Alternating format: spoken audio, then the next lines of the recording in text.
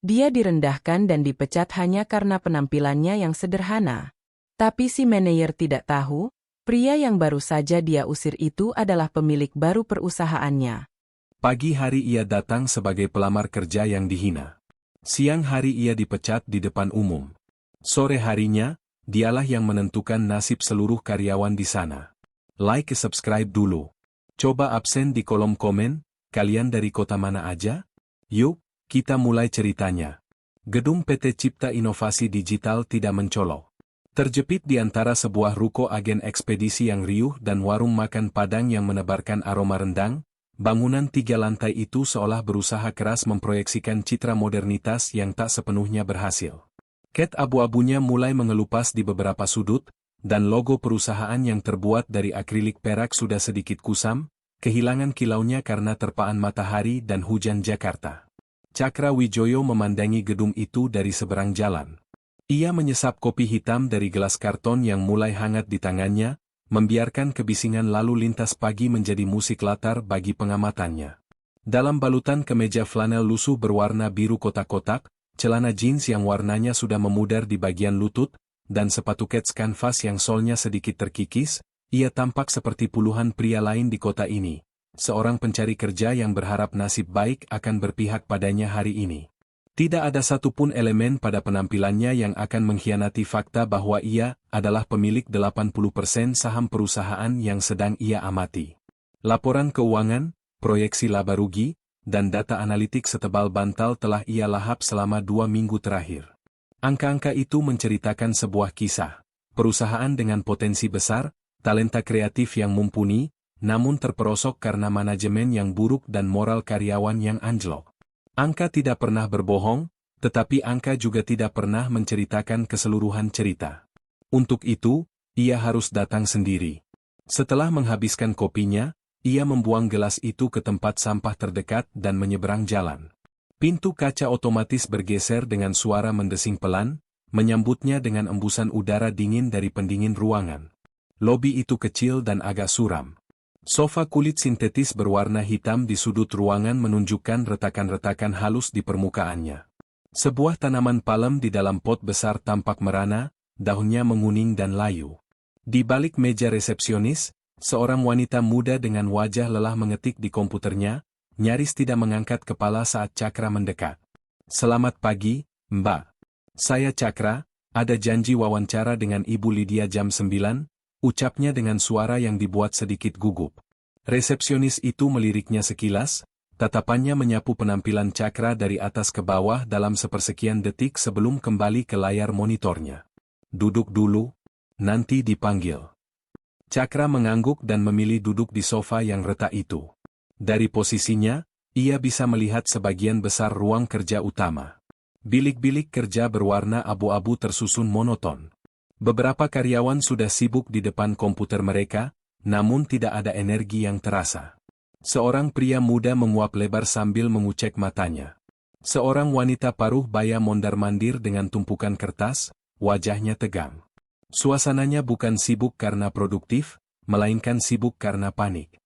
Ini adalah ekosistem yang rapuh, sebuah mesin yang dipaksa bekerja hingga ke batasnya. Laporan tentang turnover rate karyawan yang tinggi kini terasa jauh lebih nyata. Ia sudah membaca profil Lydia, sang manajer HR. Lulusan baru dengan predikat cum laude dari universitas ternama, direkrut setahun lalu. Di atas kertas, ia tampak impresif. Namun, beberapa catatan anonim dari survei internal yang berhasil didapatkan tim Cakra sebelum akuisisi menyebutkan kata-kata seperti arogan, pilih kasih, dan tidak manusiawi. Cakra menarik napas dalam-dalam. Ia datang untuk memvalidasi angka dan catatan itu dengan matanya sendiri. Tepat pukul 9:05, suara ketukan sepatu hak tinggi di lantai vinil memecah keheningan kantor. Suara itu berirama, tajam, dan penuh percaya diri, menuntut perhatian. Semua kepala yang tadinya tertunduk di bilik kerja, sejenak terangkat, lalu buru-buru menunduk lagi seolah takut tertangkap basah. Resepsionis yang tadi acuh tak acuh kini duduk tegak, jemarinya mengetik lebih cepat. Seorang wanita muncul dari sebuah koridor. Lydia. Penampilannya persis seperti yang Cakra bayangkan dari profilnya, bahkan lebih. Blazer putih bersih yang dipotong pas di badan, rok span hitam selutut, dan sepatu stiletto yang mengilap. Rambutnya disanggul modern dengan sempurna, tanpa sehelai pun anak rambut yang berani keluar jalur. Riasan wajahnya tegas namun profesional. Ia adalah definisi dari kekuatan korporat dalam skala kecil. Ia berhenti di dekat meja resepsionis, tidak melirik Cakra sama sekali. Pelamar atas nama Cakra sudah datang, tanyanya kepada resepsionis, nadanya dingin dan datar, seolah sedang menanyakan status sebuah paket kiriman. Sudah, Bu. Itu, di sofa, jawab resepsionis sambil menunjuk dengan dagunya. Barulah Lydia memutar tubuhnya. Matanya yang tajam mendarat pada Cakra. Proses pemindaian itu berlangsung selama 3 detik yang terasa seperti 30 detik. Dimulai dari sepatu ketsnya yang usang, naik ke celana jeansnya yang pudar, berhenti sejenak di kemeja flanelnya, dan berakhir di wajahnya. Cakra bisa melihat sebuah kesimpulan terbentuk di mata wanita itu, sebuah vonis. Bibirnya yang dipoles lipstik merah marun menipis, membentuk sebuah garis lurus yang menyiratkan ketidaksenangan. Cakra, panggilnya, nama itu diucapkan tanpa embel-embel, Bapak, atau Pak, sebuah penegasan status yang disengaja. Iya, saya, Bu. Cakra berdiri dan mengulurkan tangannya. Lydia menatap tangan yang terulur itu sejenak, lalu mengabaikannya. Ia hanya mengangguk singkat ke arah ruangannya. Masuk. Tanpa menunggu jawaban, ia berbalik dan berjalan kembali ke koridor, suara hak sepatunya kembali menggema. Cakra menurunkan tangannya perlahan, senyum tipis yang tadi ia siapkan lenyap begitu saja. Ia melirik sekilas ke arah resepsionis yang memberinya tatapan prihatin sekilas sebelum kembali menatap komputernya. Cakra menarik napas. Pertunjukan baru saja dimulai. Ruangan Lydia adalah anomali di tengah kekusaman kantor. Dindingnya dicat putih bersih, perabotannya minimalis dengan aksen kayu terang. Di dinding tergantung sebuah poster dengan kutipan motivasi berbingkai emas, "Dress like you've already made it." Ironis, pikir Cakra. Meja Lydia luar biasa rapi, hanya ada laptop MacBook terbaru, sebuah buku catatan Moleskine, dan pena mahal tergeletak di atasnya. Ruangan ini adalah kuil kecil yang ia bangun untuk egonya sendiri. Lydia duduk di kursi kulitnya yang tampak empuk dan menunjuk ke kursi keras tanpa lengan di seberang meja. Duduk. Cakra duduk, merasakan perbedaan ketinggian yang jelas. Kursinya lebih rendah, memaksanya untuk sedikit mendongak saat berbicara dengan Lydia. Sebuah trik psikologis klasik. Lydia membuka laptopnya dan mengetuk beberapa kali. "CV Anda," ujarnya, lebih sebagai pernyataan daripada pertanyaan. "Cukup menarik." Kata "menarik" diucapkannya dengan intonasi yang membuatnya terdengar seperti aneh. Ia mengambil selembar kertas, CV palsu yang telah Cakra siapkan, memegangnya hanya dengan ujung jari telunjuk dan ibu jarinya. "Di sini tertulis Anda punya pengalaman 5 tahun sebagai manajer proyek di sebuah agensi digital di Bandung." "Agensi apa ini?" "Saya tidak pernah dengar namanya," Lydia memulai interogasi. "Memang agensi kecil, Bu. Kliennya kebanyakan UMKM lokal," jawab Cakra tenang.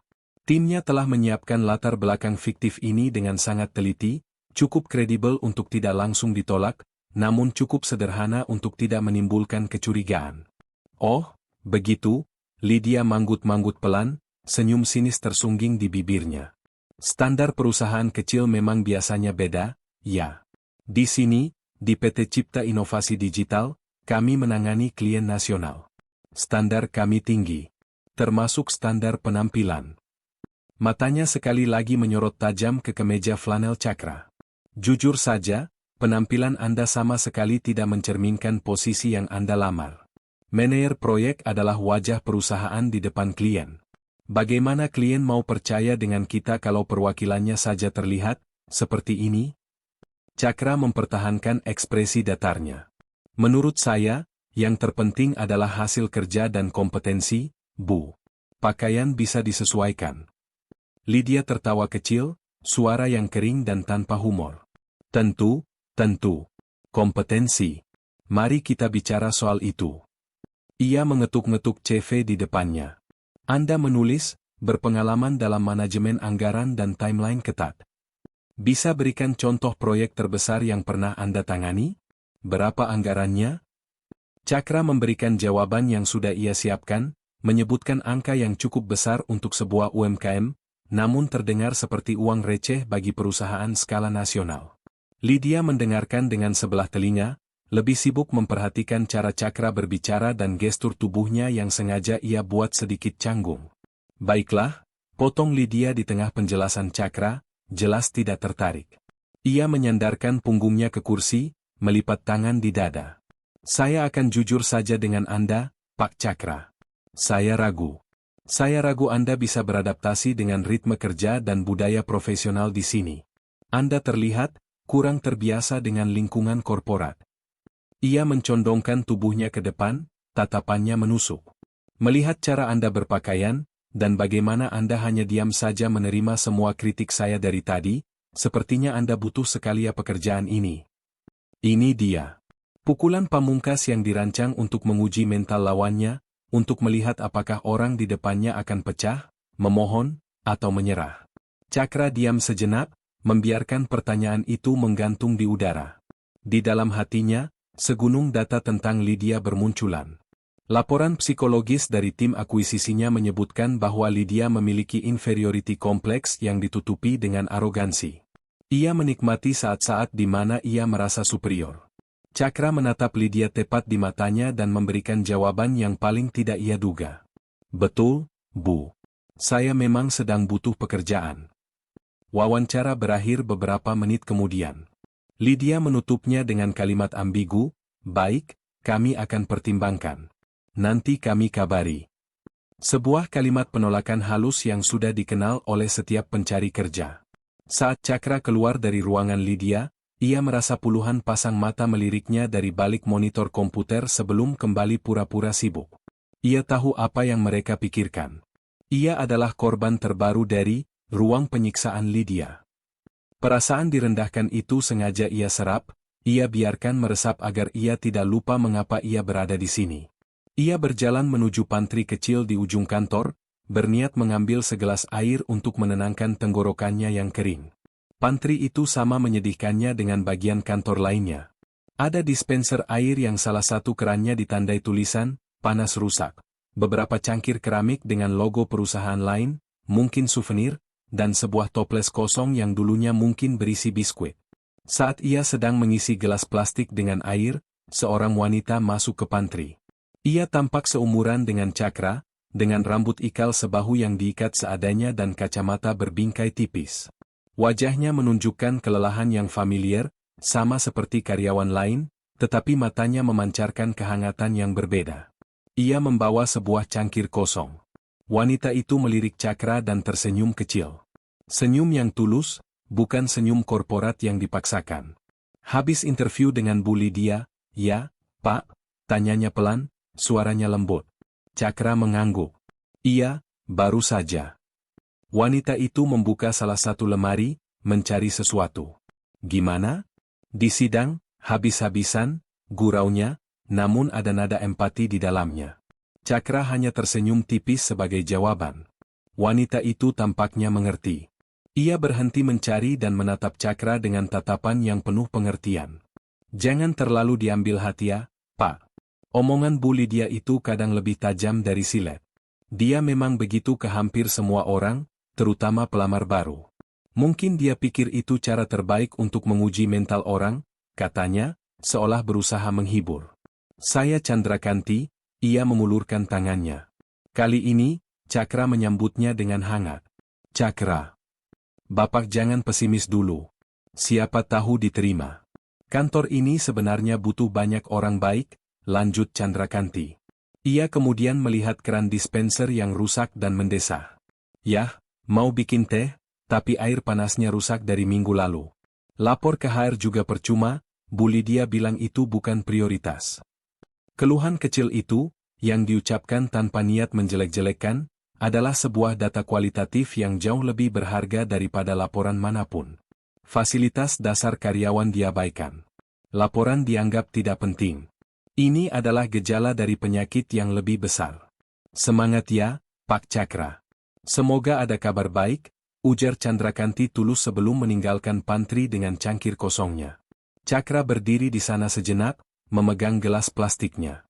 Kebaikan kecil dari Candrakanti terasa seperti setetes air di gurun pasir.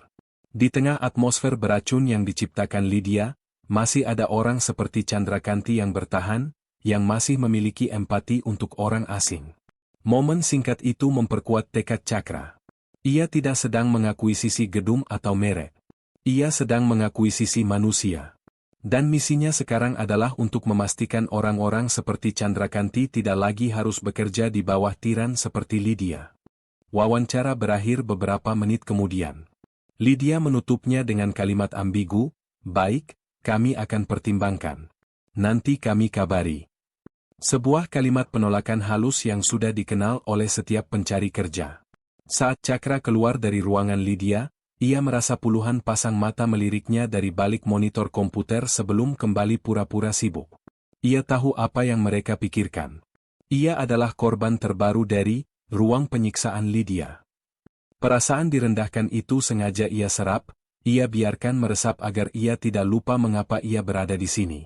Ia berjalan menuju pantry kecil di ujung kantor, berniat mengambil segelas air untuk menenangkan tenggorokannya yang kering. Pantry itu sama menyedihkannya dengan bagian kantor lainnya. Ada dispenser air yang salah satu kerannya ditandai tulisan, "Panas rusak." Beberapa cangkir keramik dengan logo perusahaan lain, mungkin souvenir, dan sebuah toples kosong yang dulunya mungkin berisi biskuit.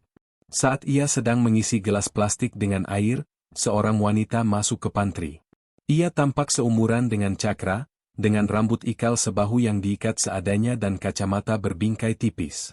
Wajahnya menunjukkan kelelahan yang familiar, sama seperti karyawan lain, tetapi matanya memancarkan kehangatan yang berbeda.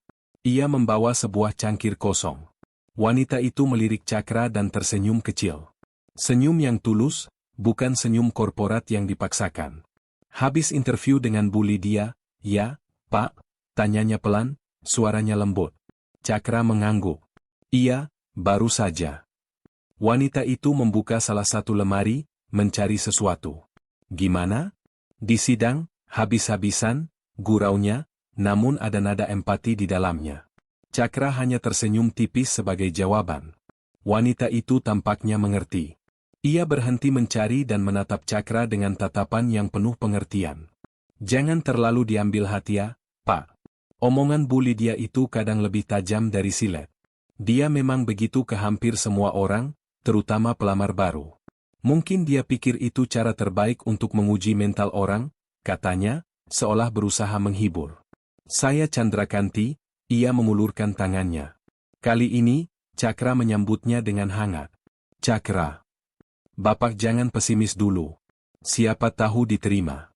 Kantor ini sebenarnya butuh banyak orang baik," lanjut Candrakanti. Ia kemudian melihat keran dispenser yang rusak dan mendesah. "Yah, mau bikin teh, tapi air panasnya rusak dari minggu lalu. Lapor ke HR juga percuma," Bu Lydia bilang itu bukan prioritas. Keluhan kecil itu, yang diucapkan tanpa niat menjelek-jelekan, adalah sebuah data kualitatif yang jauh lebih berharga daripada laporan manapun. Fasilitas dasar karyawan diabaikan. Laporan dianggap tidak penting. Ini adalah gejala dari penyakit yang lebih besar. "Semangat ya, Pak Cakra.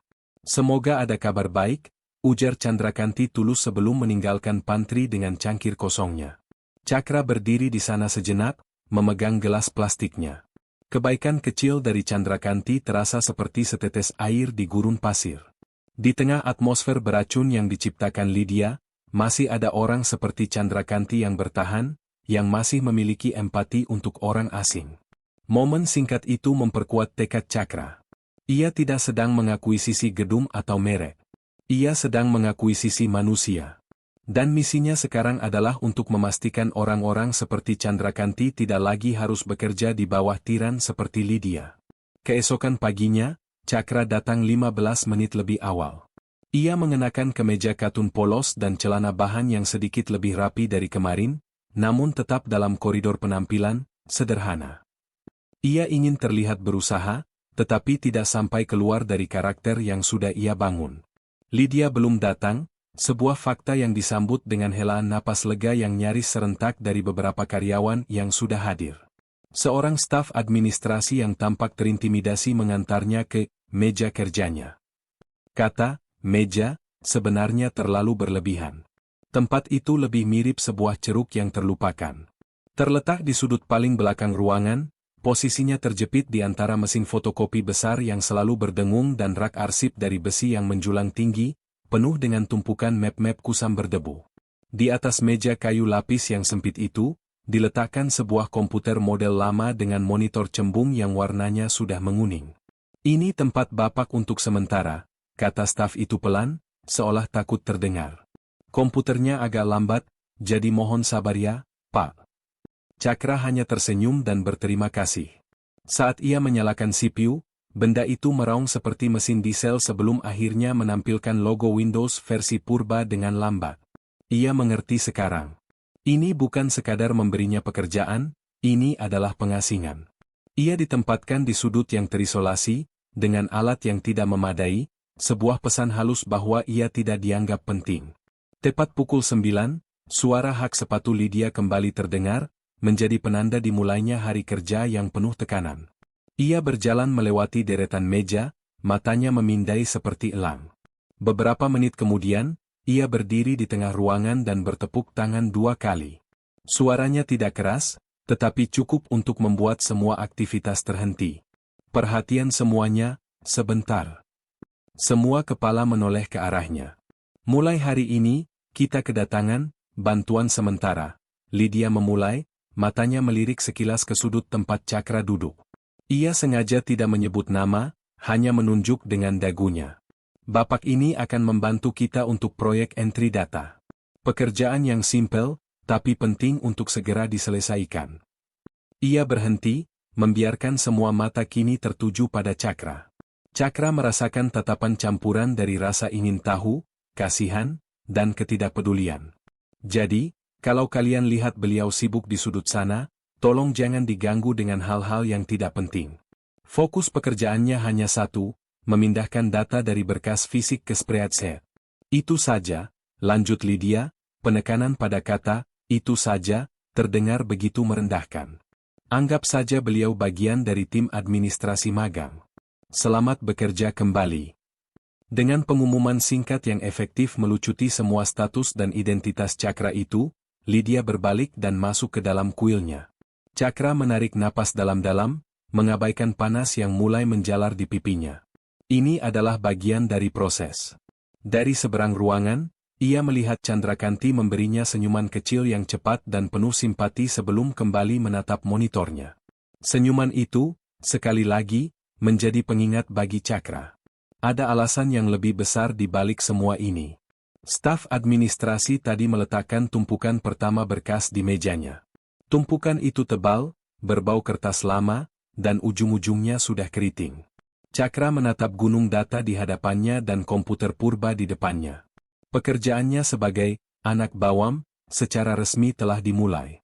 Posisi Cakra di sudut terlupakan memberinya sebuah keuntungan tak terduga, jubah gaib.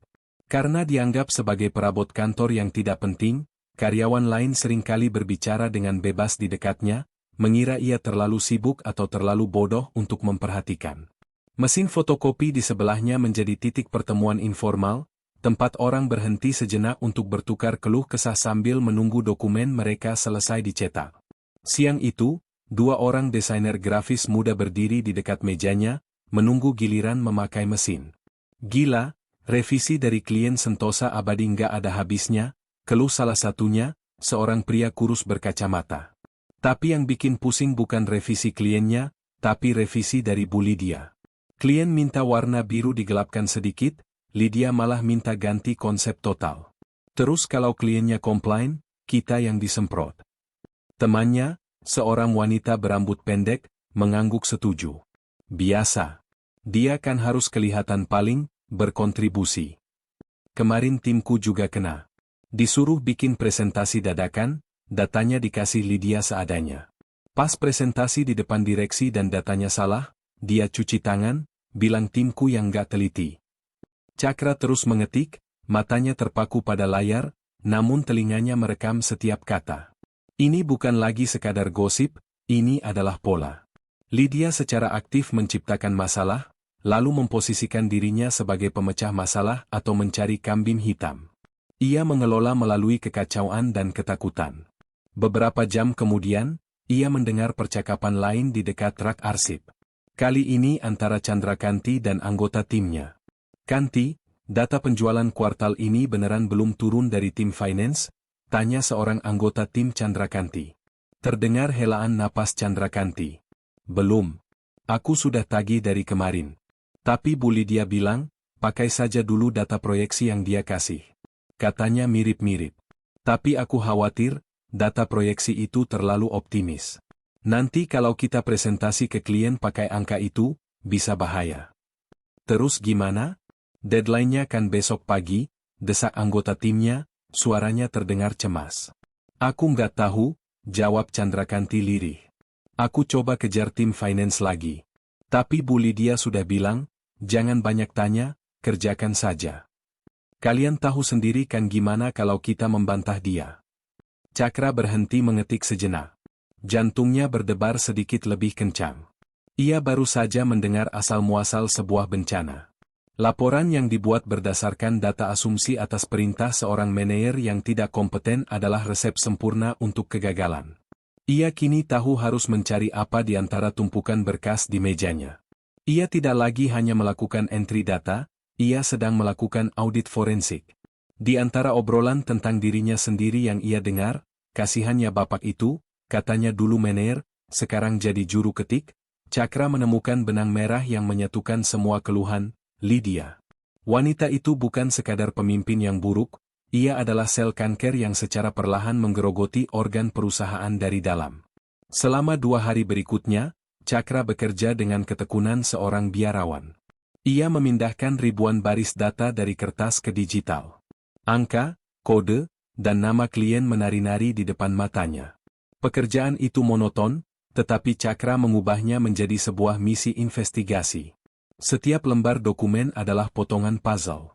Pada hari ketiga, ia sampai pada tumpukan berkas tebal yang diberi label, klien aktif, PT Sentosa Abadi, Q3. Jantungnya sedikit berdebar. Ini adalah klien yang ia dengar dalam percakapan para desainer. Klien terbesar perusahaan. Ia mulai memasukkan data dari laporan laba rugi proyek terbaru mereka. Kolom debit, kolom kredit, biaya operasional, biaya tak terduga. Semuanya tampak normal pada awalnya. Namun, Cakra, yang terbiasa membedah laporan keuangan bernilai triliunan rupiah, memiliki kepekaan terhadap angka yang sudah terasa. Sesuatu terasa mengganjal. Ia berhenti. Di bagian bawah laporan fisik itu, tertera total biaya produksi yang dilingkari dengan spidol merah. Cakra melihat angka yang baru saja ia ketik di spreadsheet. Ia menggunakan fungsi sum untuk menjumlahkan semua entry biaya yang sudah ia masukkan. Hasilnya berbeda. Angka di spreadsheet-nya menunjukkan total biaya yang lebih tinggi daripada angka yang tertera di laporan fisik. Selisihnya tidak kecil, hampir mencapai 100 juta rupiah. Awalnya ia mengira mungkin ia salah ketik. Ia memeriksa ulang setiap baris, setiap angka, dengan teliti. Tidak ada kesalahan. Ia kemudian memeriksa rumus di laporan fisik itu. Dengan kalkulator di ponselnya, ia menjumlahkan kembali semua item biaya. Hasilnya cocok dengan angka di spreadsheet-nya, bukan angka di laporan. Ini bukan kesalahan ketik. Ini adalah kesalahan perhitungan yang disengaja atau akibat keteledoran yang luar biasa. Seseorang telah salah menjumlahkan total biaya, membuatnya tampak lebih rendah dari yang sebenarnya. Akibatnya, margin keuntungan yang dilaporkan kepada PT Sentosa Abadi terlihat jauh lebih sehat dan menguntungkan daripada kenyataannya. Ini adalah penipuan. Cakra menyandarkan punggungnya. Napasnya tercekat. Ia teringat percakapan Candrakanti tentang data proyeksi yang terlalu optimis. Apakah ini bagian dari itu? Apakah tim Candrakanti dipaksa menggunakan data yang salah, yang kemudian menghasilkan laporan akhir yang cacat ini? Implikasinya sangat besar. Jika PT Sentosa Abadi melakukan audit dan menemukan ini, mereka tidak hanya akan memutuskan kontrak. Mereka bisa menuntut PT Cipta Inovasi Digital atas tuduhan pemalsuan data dan penipuan. Perusahaan ini bisa hancur lebur hanya karena satu laporan ini. Investasinya bisa menguap begitu saja. Ia menatap layar komputer tua di hadapannya. Di antara ribuan angka yang membosankan, ia telah menemukan sebuah bom waktu yang sedang berdetak. Dan ia, si anak bawam, di sudut ruangan, adalah satu-satunya orang yang tahu. Cakra tahu ia harus bertindak, dan bertindak cepat. Menunggu sampai bom itu meledak bukanlah pilihan. Dilemanya adalah bagaimana cara melakukannya dari posisinya yang paling rendah. Ia tidak bisa langsung pergi ke direksi, itu akan membongkar penyamarannya. Satu-satunya jalur resmi, ironisnya, adalah melalui Lydia. Ia mencetak salinan spreadsheet-nya yang menunjukkan perhitungan yang benar, dan membawa lembar laporan fisik yang salah. Dengan 2 lembar kertas itu di tangan, ia berjalan menuju ruangan Lydia, mempersiapkan diri untuk skenario terburuk. Pintu ruangan Lydia sedikit terbuka. Cakra mengetuk pelan. "Masuk," bentak sebuah suara dari dalam. Cakra masuk dengan sopan. Lydia sedang menelepon, kakinya diangkat ke atas meja, sambil memoles kukunya. Ia melirik Cakra dengan ekspresi jengkel. "Tunggu," katanya pada orang di telepon, lalu menurunkan gagang telepon. "Apa? Saya sibuk." "Permisi, Bu. Maaf sekali mengganggu," Cakra memulai dengan hati-hati. "Saya sedang mengerjakan data PT Sentosa Abadi. Sepertinya saya menemukan sedikit kesalahan perhitungan pada laporan laba rugi finalnya." Lydia berhenti memoles kukunya. Alisnya terangkat. "Kesalahan perhitungan? Dikerjakan oleh siapa laporan itu?" "Saya kurang tahu, Bu. Tapi angkanya?" "Bukan urusan kamu siapa yang mengerjakan," potong Lydia tajam. "Tunjukkan mana yang salah." Cakra meletakkan 2 lembar kertas itu di atas meja Lydia, menunjukkan perbedaan antara total biaya yang tertulis dan total biaya yang seharusnya. Ia menjelaskan dengan singkat dan jelas, tanpa nada menuduh. Lydia menatap kertas-kertas itu selama beberapa detik. Wajahnya tidak menunjukkan kekhawatiran atas kesalahan itu, melainkan kemarahan yang perlahan membara. Kemarahannya bukan pada angka yang salah, melainkan pada pembawa pesan. Fakta bahwa seorang pegawai rendahan, orang yang sudah ia hina habis-habisan, berani menemukan cacat dalam operasionalnya adalah sebuah tamparan bagi egonya. Ia tiba-tiba berdiri, tatapannya membeku. "Siapa kamu?" desisnya. Cakra mengerutkan kening. "Maaf, Bu. Siapa kamu berani-beraninya mengaudit dan mengoreksi pekerjaan tim inti saya?" Suaranya mulai meninggi, cukup keras untuk terdengar sampai keluar ruangan. "Saya tidak menggaji kamu untuk berpikir. Saya tidak membayar kamu untuk menjadi pahlawan. Tugas kamu itu cuma ketik ulang, salin tempel. Apa bagian itu tidak cukup jelas buat kamu?" Ia menyambar 2 lembar kertas dari tangan Cakra. Tanpa melihatnya lagi, ia meremasnya menjadi bola, dan dengan gerakan teatrikal, melemparkannya ke tempat sampah di samping mejanya. "Dengar baik-baik," katanya, menunjuk wajah Cakra dengan jari telunjuknya yang lentik. "Jangan pernah lagi. Sekali lagi, jangan pernah lagi kamu mencampuri urusan yang bukan urusanmu. Lakukan saja pekerjaan rendahanmu itu dalam diam. Kalau kamu tidak bisa, pintu keluar ada di sebelah sana. Paham?" Seluruh kantor kini hening. Semua orang bisa mendengar bentakan Lydia. Cakra berdiri mematung sejenak di tengah badai kemarahan itu. Ia merasakan puluhan mata menatap punggungnya, penuh dengan rasa kasihan. Ia hanya menatap Lydia dengan ekspresi kosong, yang semakin membuat wanita itu murka. "Baik, Bu. Maaf sudah mengganggu," ucap Cakra dengan suara datar. Ia berbalik dan berjalan keluar dari ruangan itu, kembali ke sudut pengasingannya. Ia duduk di kursinya, menatap layar komputernya tanpa benar-benar melihat. Ia telah memberikan peringatan. Peringatan itu tidak hanya diabaikan, tetapi juga dihancurkan di depan matanya. Ego Lydia baru saja menandatangani surat perintah hukuman mati bagi perusahaan ini. Kehancuran itu datang lebih cepat dari yang diperkirakan. Sore harinya, suasana kantor yang sudah tegang menjadi semakin pekat. Lydia keluar dari ruangannya dengan wajah merah padam, di tangannya ada gagang telepon nirkabel. Ia berjalan cepat menuju area tim kreatif, tempat Candrakanti dan timnya bekerja. "Candrakanti, teriaknya, membuat semua orang terlonjak. Kemejaku. Sekarang. Cakra memperhatikan dari sudutnya. Candrakanti, dengan wajah pucat, mengikuti Lydia seperti seorang terpidana yang berjalan menuju tiang gantungan. Pintu ruangan Lydia dibanting hingga menimbulkan suara keras. Meskipun pintu tertutup, suara Lydia yang melengking masih bisa terdengar samar-samar. Kata-kata seperti, tidak profesional, memalukan, klien komplain, dan, kesalahan fatal, terdengar bersahut-sahutan. Cakra sudah tahu apa yang terjadi. Bom waktu itu sudah meledak. PT Sentosa Abadi pasti sudah menemukan kesalahan dalam laporan itu. 15 menit kemudian, Candrakanti keluar dari ruangan itu. Matanya merah dan berkaca-kaca. Ia berjalan kembali ke mejanya dengan langkah gontai, tidak berani menatap rekan-rekannya yang menatapnya dengan prihatin. Lydia telah menjadikannya kambing hitam tunggal. Hari kerja berakhir dalam keheningan yang canggung.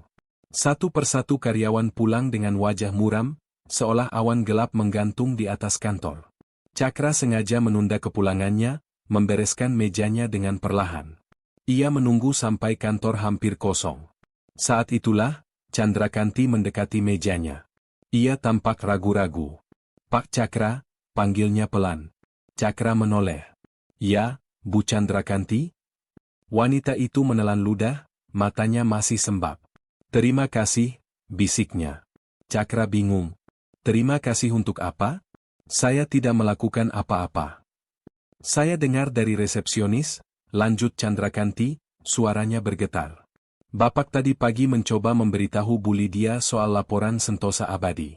Bapak mencoba mencegah ini terjadi." Air mata mulai menggenang lagi di pelupuk matanya. "Laporan itu, tim saya yang buat. Kami dipaksa menggunakan data yang belum divalidasi, dengan deadline yang tidak masuk akal. Saya sudah merasa ada yang tidak beres, tapi saya takut untuk bicara. Saya takut dipecat. Tapi Bapak, yang baru 3 hari di sini, Bapak berani melakukannya." Ia menghela napas panjang. "Sekarang semuanya hancur. Klien mengancam akan menuntut. Dan Bu Lydia menyalahkan semuanya pada saya. Saya mungkin akan dipecat besok." Melihat wanita yang baik hati dan pekerja keras itu hancur di hadapannya karena keegoisan orang lain menyulut api di dalam diri Cakra. Kemarahan yang dingin dan terukur. Cukup sudah. Penyamaran dan observasi sudah cukup. Waktunya untuk bertindak. Ia menatap Candrakanti dengan tatapan yang tenang namun penuh keyakinan. "Anda orang yang baik dan karyawan yang kompeten, Bu Candrakanti. Anda tidak pantas mendapatkan ini." Ia berhenti sejenak, memilih kata-katanya dengan hati-hati. "Pulang dan istirahatlah. Jangan khawatirkan soal pemecatan. Percayalah, besok akan menjadi hari yang sangat berbeda. Keadilan akan ditegakkan." Candrakanti menatapnya dengan bingung, tidak mengerti makna di balik kata-kata pegawai entry data rendahan itu.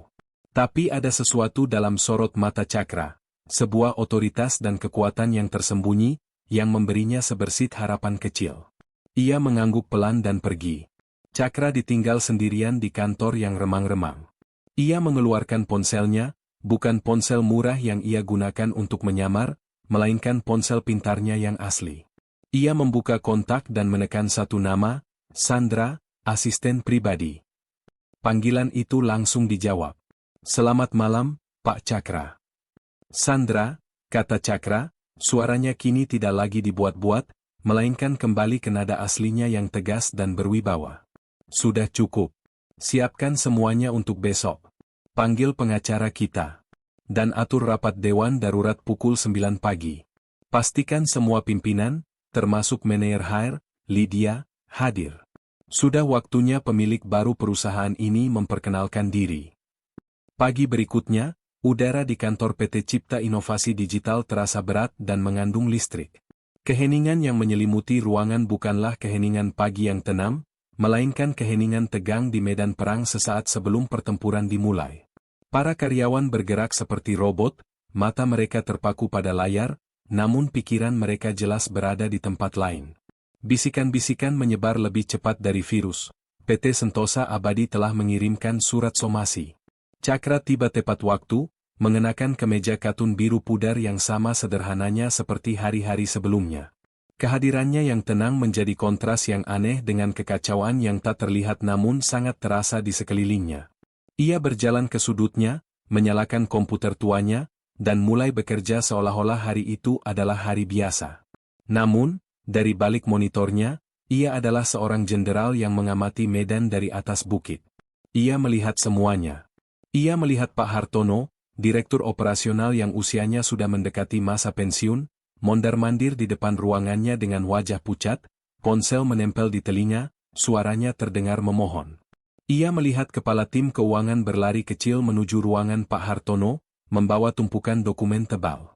Ia melihat para anggota tim kreatif, terutama tim Candrakanti, berkumpul dalam kelompok-kelompok kecil, berbicara dengan suara tertahan penuh kecemasan.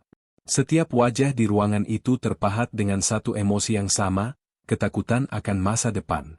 Drama utama pagi itu terpusat di sekitar mesin fotokopi, yang sekali lagi menjadi panggung tak sengaja bagi Cakra. Seorang staf administrasi yang panik diperintahkan untuk mencetak surel resmi dari tim legal PT Sentosa Abadi sebanyak 10 rangkap. Sambil menunggu, gadis itu menggigit kukunya dengan cemas. Cakra, yang berpura-pura sedang mencari map di rak arsip di dekatnya, bisa dengan jelas membaca baris-baris kalimat yang terpampang di kertas yang keluar dari mesin. Kalimat-kalimat itu menusuk tajam. Ditemukannya inkonsistensi data yang signifikan, yang kami yakini sebagai bentuk pemalsuan laporan yang disengaja, telah menyebabkan kehilangan kepercayaan fundamental terhadap integritas PT Cipta Inovasi Digital. Kami secara resmi mengajukan tuntutan ganti rugi atas potensi kerugian dan mempertimbangkan untuk menempuh jalur hukum atas tindakan penipuan. Dengan ini, kami menyatakan pemutusan kontrak kerjasama, efektif segera. Cakra membaca kalimat-kalimat itu dengan hati yang dingin. Ini adalah konsekuensi yang telah ia ramalkan. Sebuah perusahaan yang dibangun bertahun-tahun, kini berada di ambang kehancuran karena ego satu orang menolak untuk mengakui kesalahan 100 juta rupiah. Di tengah kepanikan itu, hanya satu orang yang tampak tenang dan terkendali, Lydia. Ia keluar dari ruangannya pada pukul 9:15, berjalan dengan langkah mantap, dagu terangkat.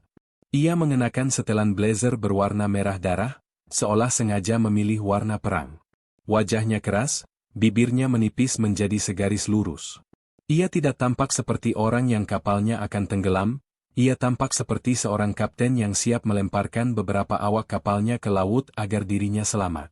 Tatapannya menyapu seluruh ruangan, dan saat matanya bertemu dengan tatapan Candrakanti yang penuh ketakutan, Cakra bisa melihat secercah kepuasan kejam di sana. Lydia sudah menemukan kambing hitamnya. Pukul 10 pagi, sidang dimulai.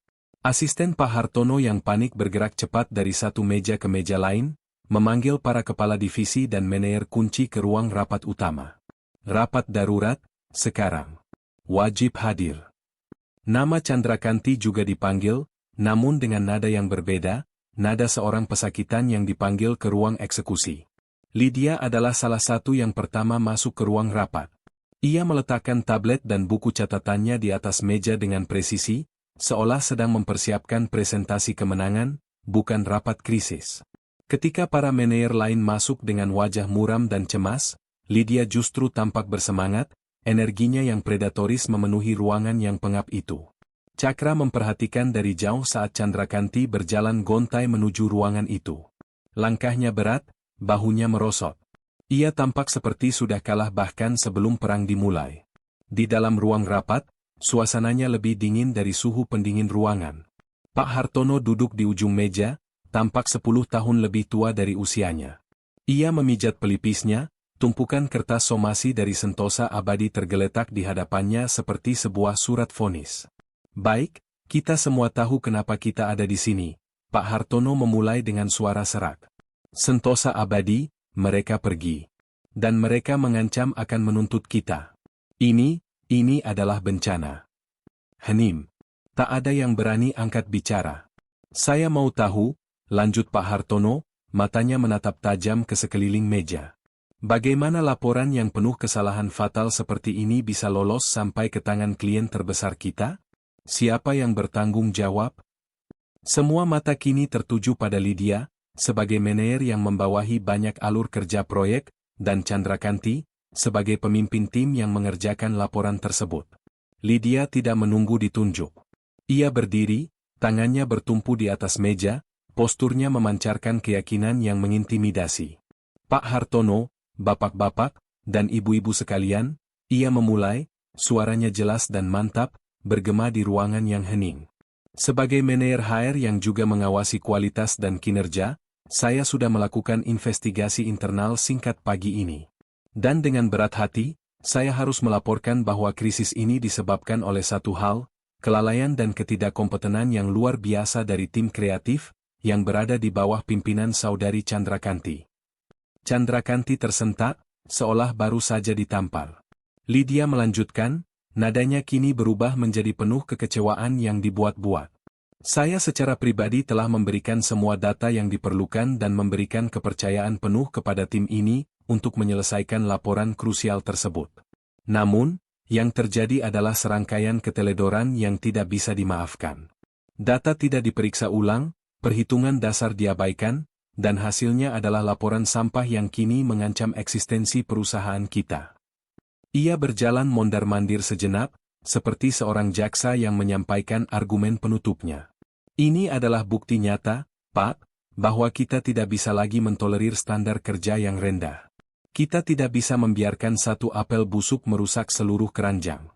Demi menyelamatkan reputasi perusahaan yang tersisa dan menunjukkan kepada klien lain bahwa kita serius dalam menangani masalah ini, tindakan yang tegas dan cepat harus segera diambil. Itu tidak benar. Candrakanti akhirnya menemukan suaranya, meskipun bergetar. Bu Lydia, data yang Ibu berikan itu, kami sudah bilang butuh validasi dari tim finance. Tapi Ibu memaksa kami untuk memakai data proyeksi dan mengejar deadline. Kami. Diam, potong Lydia, suaranya menggelegar. Ia menatap Candrakanti dengan tatapan membunuh. Jangan mencari-cari alasan dan menyalahkan orang lain atas ketidakbecusanmu, Kanti. Anda yang memimpin tim, Anda yang bertanggung jawab penuh. Akui saja kesalahanmu sebagai seorang profesional. Candrakanti terdiam, air mata mulai menggenang di matanya. Ia mencari dukungan dari manajer lain, tetapi mereka semua hanya menunduk, terlalu takut untuk menentang Lydia. Pak Hartono hanya menghela napas panjang, tampak terlalu lelah dan terlalu lemah untuk menengahi.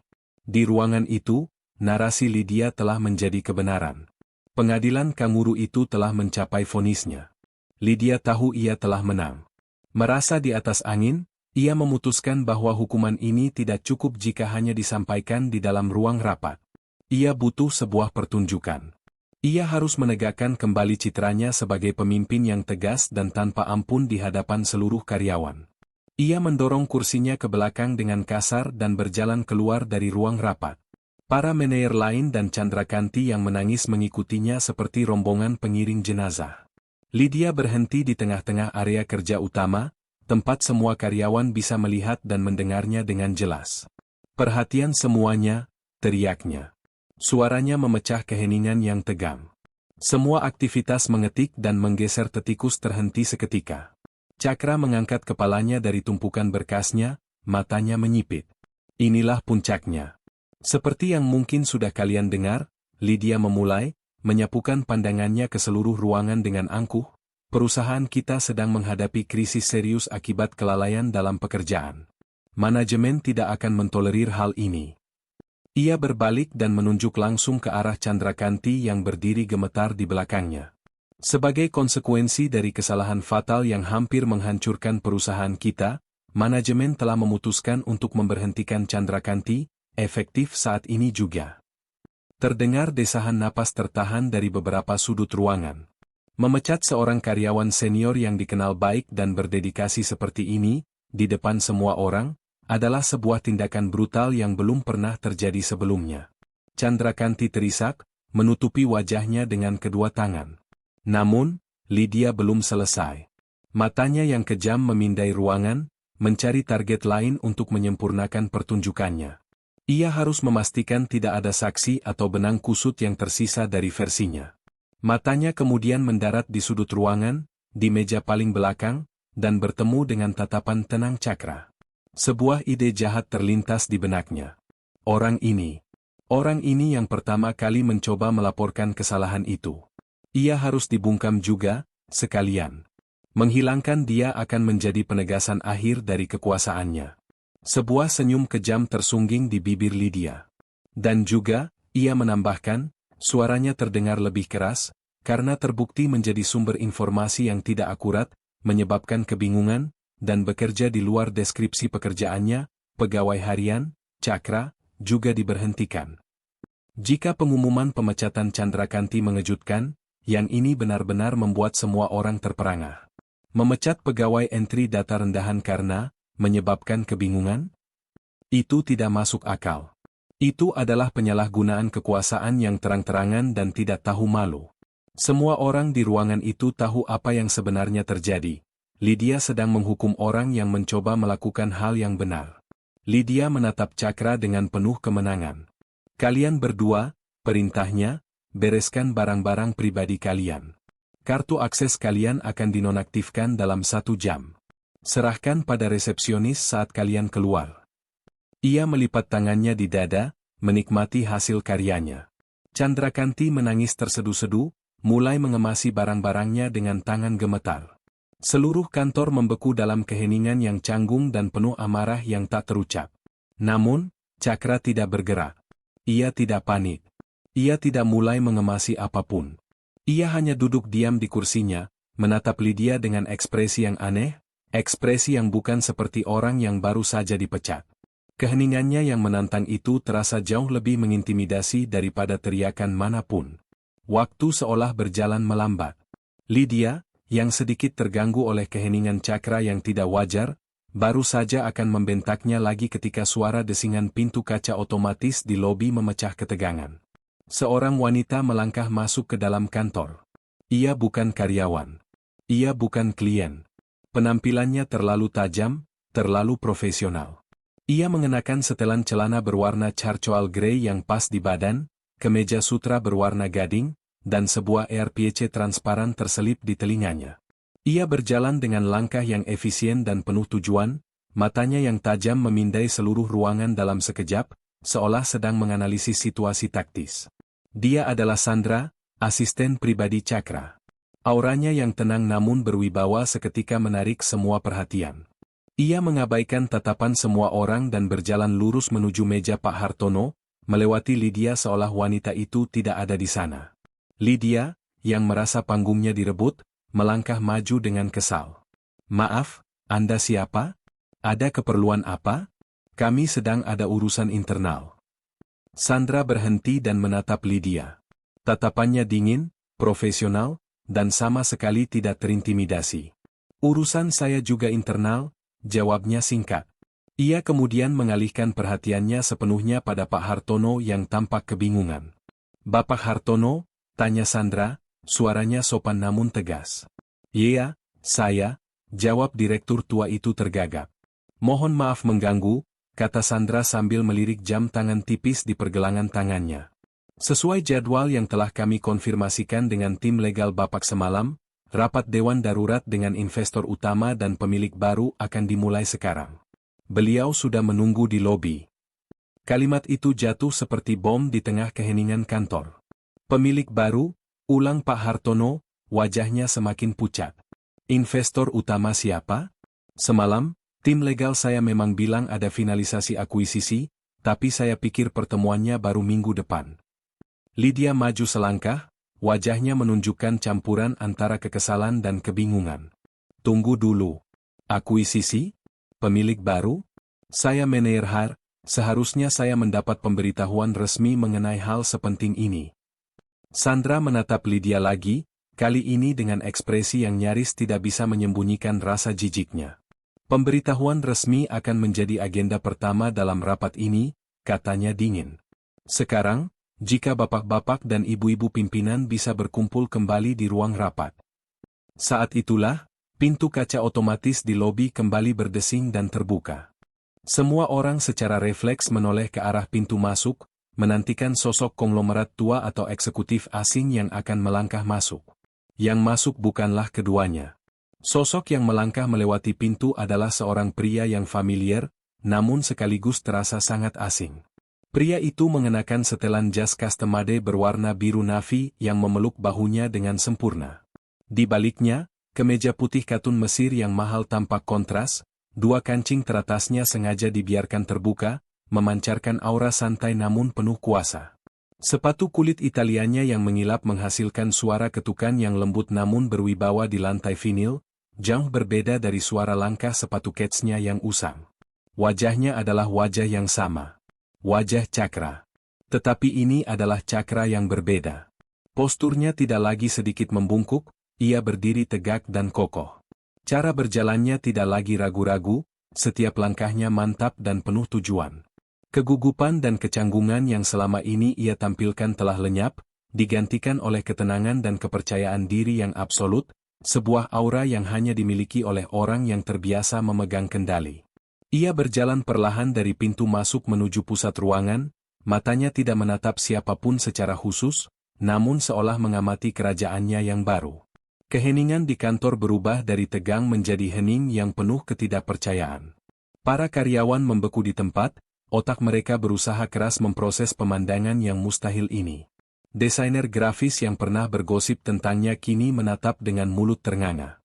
Staf administrasi yang mengantarnya ke meja pojok tampak seperti baru saja melihat hantu. Chandrakanti, yang masih berdiri di dekat mejanya dengan air mata membasahi pipi, berhenti menangis. Matanya melebar, menatap sosok Cakra yang berjalan melewatinya. Kata-kata Cakra semalam bergaung kembali di benaknya, percayalah, besok akan menjadi hari yang sangat berbeda. Namun, reaksi yang paling dramatis adalah reaksi Lydia. Wajahnya yang tadinya angkuh dan penuh kemenangan kini runtuh dalam gerakan lambat. Alisnya yang terangkat karena kesal, kini berkerut dalam kebingungan total. Matanya melesat liar dari sosok Cakra yang berjalan gagah dengan setelan mahalnya, ke meja kumuh di sudut ruangan yang kini kosong, lalu kembali lagi. Otaknya menolak untuk menghubungkan dua titik yang mustahil itu. Warna merah darah di blazernya kini tampak pucat dibandingkan wajahnya yang mendadak kehilangan semua warna. Bibirnya sedikit terbuka, sebuah napas tertahan di tenggorokannya. Cakra akhirnya berhenti berjalan. Ia kini berdiri di samping Sandra, tepat di hadapan Pak Hartono dan Lydia.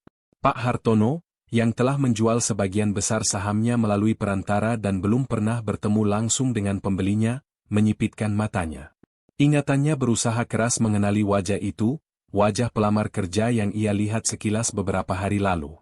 Ketika kepingan puzzle itu akhirnya jatuh ke tempatnya, matanya melebar ngeri, seolah baru saja disetrum listrik. Anda?" bisiknya tak percaya. Cakra mengabaikannya. Tatapannya kini terkunci pada satu orang, Lydia. Ia menatap wanita itu dengan ekspresi tenang yang mengerikan. Sandra melangkah maju sedikit, mengambil peran sebagai pembawa acara. Suaranya yang jernih dan profesional memecah keheningan yang menyiksa. "Bapak, Ibu sekalian," katanya. "Atas nama Wijoyo Capital, izinkan saya memperkenalkan. Bapak Cakra Wijoyo, investor utama, dan pemilik baru PT Cipta Inovasi Digital." Pernyataan itu menggema di seluruh ruangan. Tidak ada yang bertepuk tangan. Tidak ada yang bergerak. Hanya ada keheningan absolut. Di tengah keheningan itu, Cakra sedikit memiringkan kepalanya, menatap Lydia yang kini berdiri mematung seperti patung lilin yang mulai meleleh, dan memberikan senyum tipis. Senyum yang sama sekali tidak ramah. Itu adalah senyum seorang pemangsa yang baru saja berhasil menyudutkan buruannya. Jika sebelumnya kantor itu diselimuti keheningan yang tegam, keheningan yang sekarang turun setelah pengungkapan Sandra jauh lebih pekat dan absolut. Suara pendingin ruangan yang biasanya tak terdengar kini berdengung nyaring di telinga semua orang. Waktu seolah berhenti.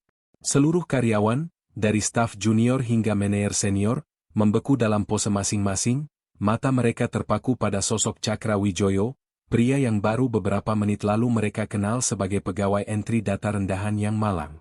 Pikiran mereka berpacu, mencoba menyusun kembali realitas. Setiap interaksi, setiap tatapan kasihan, setiap gosip yang mereka ucapkan tentang bapak-bapak di pojokan, kini terlintas kembali dengan makna yang sama sekali baru dan mengerikan. Pria yang mereka anggap tidak penting itu ternyata adalah pusat dari alam semesta mereka. Di tengah keheningan itu, tatapan semua orang akhirnya beralih dari Cakra ke Lydia. Jika Cakra adalah pusat gravitasi yang baru, Lydia adalah bintang yang baru saja meledak dan runtuh menjadi lubang hitam. Wajahnya, yang beberapa saat lalu memerah karena amarah dan kekuasaan, kini seputih kertas. Kemenangan di matanya telah digantikan oleh horor murni. Otaknya yang biasanya tajam dan licik kini seperti korsleting, memutar ulang setiap adegan interaksinya dengan Cakra dalam kilatan-kilatan yang menyakitkan. Wawancara yang merendahkan. Tawaran pekerjaan yang menghina. Pengumuman di depan umum yang memalukan. Bentakan di depan ruangannya. Dan yang terakhir, pementasan pemecatan yang kejam. Setiap tindakan, setiap kata yang ia lontarkan dengan tujuan untuk menghancurkan harga diri Cakra, kini menjadi bumerang yang menghantamnya dengan kekuatan 1000 kali lipat. Ia tidak hanya bersikap tidak sopan kepada seorang pelamar, ia telah meludahi wajah pemilik seluruh perusahaan. Tangannya yang terkepal di sisi tubuhnya mulai gemetar. Napasnya menjadi pendek dan tersengal-sengal. Cakra membiarkan keheningan itu berlangsung selama 10 detik penuh. Sebuah keheningan yang cukup lama untuk membuat semua orang di ruangan itu memahami sepenuhnya skala dari apa yang baru saja terjadi. Kemudian, ia melangkah maju, sepatunya yang mahal tidak menimbulkan suara di lantai, seolah ia melayang di atas kekacauannya sendiri. Ia tidak langsung menuju Lydia. Sebaliknya, ia berhenti di tengah ruangan dan berbicara kepada seluruh karyawan. Suaranya tenang, dalam, dan berwibawa, suara asli Cakra Wijoyo, bukan suara lembut dan ragu-ragu dari pegawai entry data. Selamat pagi semuanya, ia memulai, suaranya yang tenang memecah keheningan seperti batu yang dilempar ke danau yang diam. Saya tahu ini pasti mengejutkan. Dan untuk itu, saya minta maaf. Ia berhenti sejenak, matanya menyapu wajah-wajah yang masih terpana. Selama beberapa minggu terakhir, sebelum akuisisi ini difinalisasi, saya mempelajari perusahaan ini dari laporan keuangan, data pasar, dan analisis SWOT. Di atas kertas, perusahaan ini punya potensi yang luar biasa. Aset yang sehat, portofolio klien yang kuat, dan yang terpenting, talenta-talenta kreatif yang hebat. Saat mengatakan itu, matanya bertemu sejenak dengan tatapan Candrakanti, memberinya sebuah anggukan kecil yang nyaris tak terlihat. Tapi, lanjut Cakra, nadanya menjadi lebih serius, ada satu hal yang tidak pernah bisa ditunjukkan oleh angka, budaya. Saya mendengar desas-desus tentang tingkat turnover karyawan yang tinggi. Saya membaca survei internal anonim yang penuh dengan keluhan tentang lingkungan kerja yang toksik dan manajemen yang menekan. Saya tidak bisa menginvestasikan bukan hanya uang, tapi juga masa depan puluhan orang di sini, hanya berdasarkan angka di atas kertas. Ia menatap lurus ke depan, tatapannya seolah menembus dinding. Jadi saya memutuskan untuk datang sendiri. Saya ingin melihatnya dengan mata kepala saya. Saya ingin merasakan sendiri, bagaimana rasanya menjadi orang yang dianggap paling tidak penting di perusahaan ini. Dan apa yang saya temukan, jauh lebih buruk dari yang saya bayangkan. Setelah menyelesaikan pidato singkatnya, fokus Cakra kini beralih. Seperti predator yang telah selesai mengamati kawanannya dan kini mengunci targetnya, ia berbalik dan berjalan perlahan menuju Lydia. Setiap langkahnya terasa seperti dentuman genderang perang bagi Lydia. Seluruh tubuh wanita itu menegang. Instingnya menyuruhnya lari, tetapi kakinya seolah terpaku di lantai. Ia hanya bisa berdiri di sana, menunggu vonisnya. Cakra berhenti tepat 1 meter di depannya. Ia tidak berteriak. Ia tidak membentak. Ia hanya menatap Lydia dengan tatapan dingin yang menusuk hingga ke tulang, suaranya tetap tenang, yang justru membuat setiap kata yang keluar terdengar 100 kali lebih tajam. Bu Lydia, panggilnya. Panggilan, Bu, itu terdengar seperti sebuah hinaan. Saya ingat dengan sangat jelas hari pertama saya datang untuk wawancara. Anda menatap sepatu saya, ke meja saya, dan Anda langsung memutuskan bahwa saya tidak berharga. Lydia membuka mulutnya, mungkin untuk memohon maaf, mungkin untuk membela diri, tapi tidak ada suara yang keluar. Anda bilang kepada saya, standar perusahaan kecil memang biasanya beda, ya? Anda benar sekali, Bu Lydia. Standar di mana seorang manajer lebih mementingkan harga sepatu daripada isi kepala seseorang adalah standar yang sangat, sangat kecil. Setiap kalimat adalah sebuah tusukan. Cakra mengutip kata-kata Lydia sendiri, mengubahnya menjadi senjata yang ia gunakan untuk melucuti wanita itu lapis demi lapis. Anda bertanya apakah saya butuh sekali pekerjaan ini? Anda salah besar. Perusahaan inilah, para karyawan inilah, yang butuh sekali perubahan dari manajemen seperti Anda. Tatapan Cakra menjadi lebih dingin. Dan pagi ini Anda melakukan hal yang paling tidak bisa dimaafkan. Anda dengan sengaja mengorbankan karir seorang karyawan yang loyal dan kompeten hanya untuk menutupi ketidakbecusan dan keegoisan Anda sendiri. Anda menggunakan kekuasaan Anda bukan untuk memimpin, tapi untuk menindas. Ia mengambil satu langkah lebih dekat. Lydia secara refleks mundur selangkah. Tapi dari semua itu, kata Cakra, suaranya kini turun menjadi bisikan yang mematikan. Ada satu kalimat Anda yang paling saya ingat. Kalimat yang Anda teriakkan di depan semua orang saat saya mencoba memperingatkan Anda tentang kesalahan fatal itu. Ia berhenti, membiarkan Lydia dan semua orang di ruangan itu mengingat momen memalukan itu. Anda membentak saya, lanjut Cakra, menatap lurus ke mata Lydia yang kini dipenuhi ketakutan. Anda bilang, saya tidak menggaji kamu untuk berpikir. Tugas kamu itu cuma ketik ulang. Cakra tersenyum tipis, senyum yang sama sekali tidak menunjukkan kebahagiaan. Anda benar. Dan sekarang, saya punya satu tugas terakhir untuk Anda di perusahaan ini. Ia menunggu satu detik yang terasa seperti selamanya. Gunakan keahlian Anda untuk mengetik, katanya, setiap kata diucapkan dengan penekanan yang jelas. Ketik satu dokumen terakhir, surat pengunduran diri Anda. Efektif, sekarang juga. Ia membiarkan kalimat itu meresap, sebelum akhirnya memberikan pukulan pamungkas. Anda dipecat. Lydia tersentak seolah benar-benar ditampar. Kakinya lemas, dan untuk sesaat Cakra mengira wanita itu akan pingsan. Wajahnya yang pucat kini memerah karena penghinaan total. Ini adalah cermin dari apa yang ia lakukan pada Candrakanti, namun dipantulkan kembali dengan kekuatan yang menghancurkan. Saya, Pak, mohon. Akhirnya ia berhasil mengeluarkan suara, sebuah bisikan yang parau dan memohon. Cakra mengangkat tangannya, menghentikan kalimat Lydia. Tidak ada yang perlu dibicarakan lagi, katanya dengan nada final. Ia menoleh ke arah asistennya. Sandra, tolong antarkan Ibu Lydia ke mejanya untuk mengambil barang-barang pribadinya. Pastikan yang diambil hanya barang pribadi.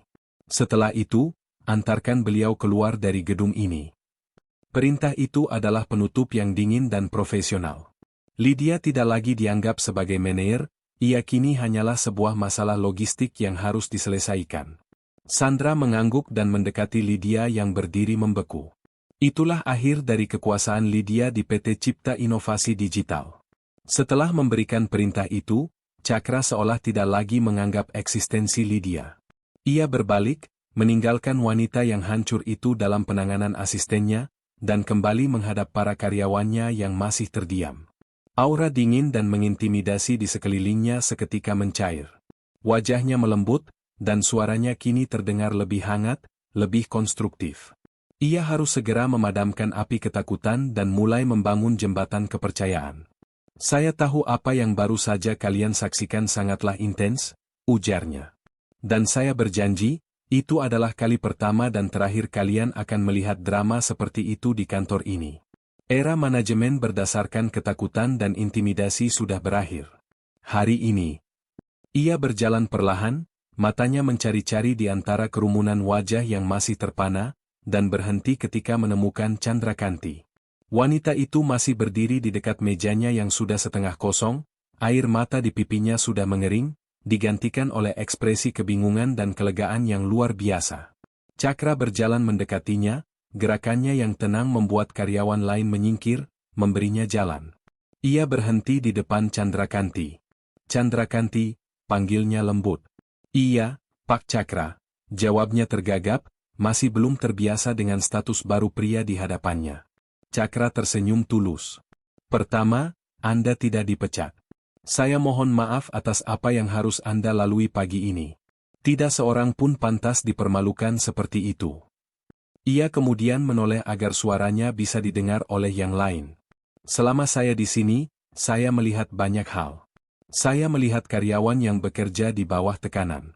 Saya melihat orang-orang yang takut untuk menyuarakan ide karena takut disalahkan. Tapi saya juga melihat hal lain. Tatapan Cakra kembali pada Candrakanti. Saya melihat Anda. Seseorang yang, di tengah lingkungan yang mendorong orang untuk menjadi egois, masih punya waktu untuk tersenyum dan memberikan kata-kata semangat kepada orang asing di pantry. Seseorang yang, di bawah tekanan yang tidak adil, tetap berusaha melakukan pekerjaan dengan standar tertinggi. Dan yang terpenting, seseorang yang memiliki integritas, yang tahu mana yang benar dan salah, meskipun terlalu takut untuk mengatakannya. Perusahaan ini, lanjut Cakra dengan suara yang lebih mantap, tidak butuh lagi manajer yang memimpin dengan caci maki dan ancaman. Perusahaan ini butuh pemimpin. Pemimpin yang memimpin dengan empati, dengan teladan, dan dengan integritas. Ia menatap lurus ke mata Candrakanti yang berkaca-kaca. Itulah sebabnya, efektif saat ini juga, saya menunjuk Anda, Candrakanti, untuk mengisi posisi yang baru saja kosong. Anda adalah kepala divisi kreatif yang baru. Jika pengumuman pemecatan Lydia disambut dengan keheningan yang tegam, pengumuman ini disambut dengan gelombang kelegaan dan kegembiraan yang tak terucap. Untuk pertama kalinya pagi itu, senyum tulus mulai merekah di wajah beberapa karyawan. Mereka baru saja menyaksikan karma instan, dan kini mereka menyaksikan keadilan yang instan. Candrakanti sendiri terlalu terkejut untuk berkata-kata. Tapi, Pak, saya tidak yakin saya mampu. Anda lebih dari mampu, potong Cakra dengan keyakinan penuh.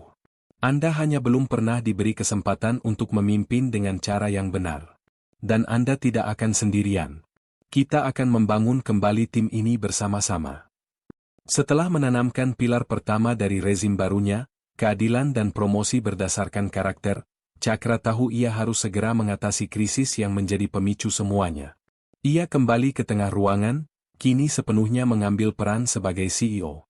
Sekarang, mari kita bicara tentang PT Sentosa Abadi, katanya, nadanya kembali menjadi serius dan fokus. Semua manajer yang tersisa, yang tadinya hanya diam membisu saat Lydia berkuasa, kini menatapnya dengan penuh perhatian.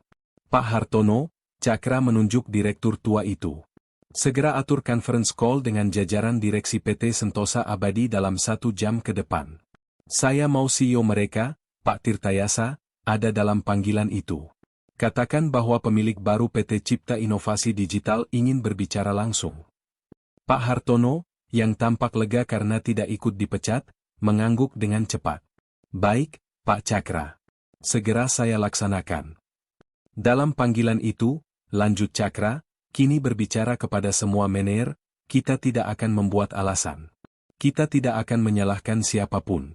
Kita akan mengakui kesalahan kita sepenuhnya, menunjukkan bukti bahwa personel yang bertanggung jawab atas masalah ini telah diberhentikan, dan saya secara pribadi akan menjamin bahwa hal seperti ini tidak akan pernah terjadi lagi.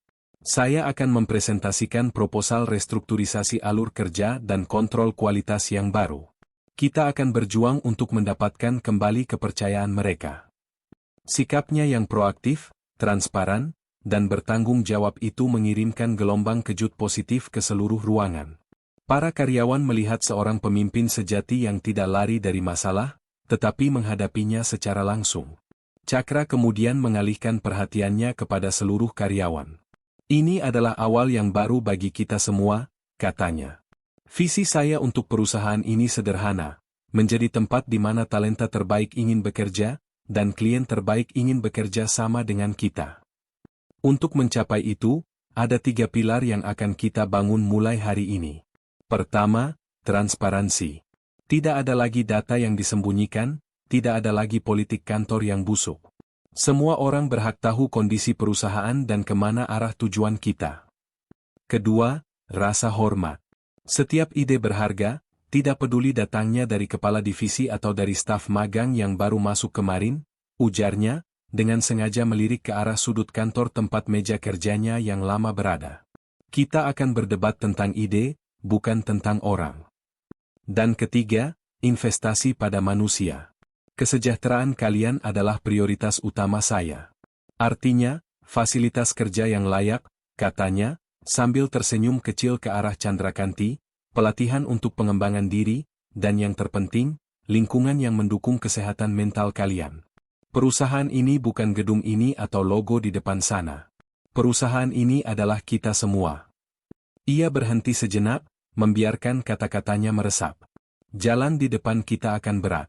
Kita harus bekerja 2 kali lebih keras untuk memperbaiki kerusakan yang ada. Tapi untuk pertama kalinya, kita akan bekerja keras untuk tujuan yang benar, dengan cara yang benar. Apakah kalian bersama saya?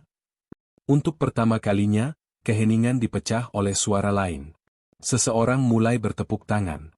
Lalu diikuti oleh yang lain, dan yang lain, hingga seluruh ruangan bergemuruh dengan tepuk tangan yang tulus dan penuh harapan.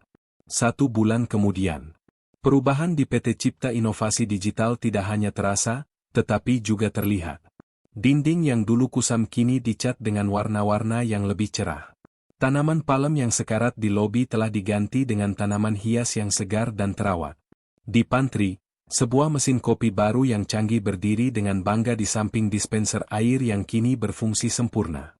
Namun, perubahan yang paling signifikan adalah pada manusianya. Suara tawa kini sering terdengar di antara bilik-bilik kerja. Diskusi tidak lagi dilakukan dengan berbisik-bisik, melainkan dalam sesi-sesi curah pendapat yang terbuka dan penuh energi. Candrakanti, dalam peran barunya sebagai kepala divisi kreatif, tampak bersinar.